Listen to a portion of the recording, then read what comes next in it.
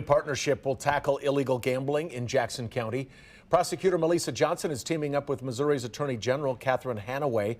Starting July 1st, they'll be going after businesses that use illegal gambling machines. KCTV5's Grace Smith joins us now live at 5. Grace? Brad, Johnson says this partnership is coming at the perfect time. She says every slot machine that is not inside a casino is illegal and they must go. Now, she is giving business owners a deadline. However, if they don't comply, they could face charges. Move swiftly. That's Jackson County Prosecutor Melissa Johnson's message to store owners who currently have illegal slot machines. Nearly every gas station or convenience store I've visited in the past year has at least one. In this KCPD video from earlier this year, officers shut down 2 businesses and issued more than 20 citations for these machines. Johnson says the problem has exploded.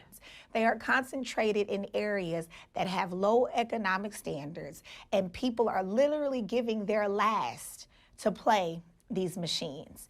And then when you go back to the root causes of crime conversation, poverty and low economic means is one of the biggest predictors of crime.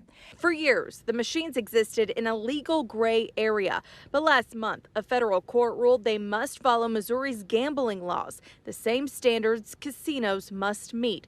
That means there is no permit, no workaround, and no exception.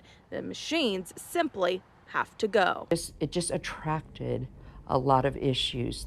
Laura Birdsong manages the Independence Avenue Community Improvement District. She says Kansas City rolled out a similar crackdown about a month ago. The businesses that complied are already seeing results. Less loitering in areas, and the violence outside the business or people just gathering all day and night has already dispersed some in this area. Johnson says after July 1st, local police and the State Highway Patrol's illegal gambling unit will enforce the deadline. Do not think that this is an option. Do not think that this is a luxury.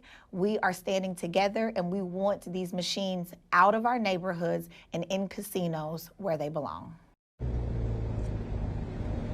Now, I did go into some convenience stores and gas stations along Independence Avenue, and I saw some of these slot machines inside. While owners didn't necessarily want to talk, I spoke to an employee who says that they are turned off and that they're waiting for a company to come pick them up. We will keep you updated.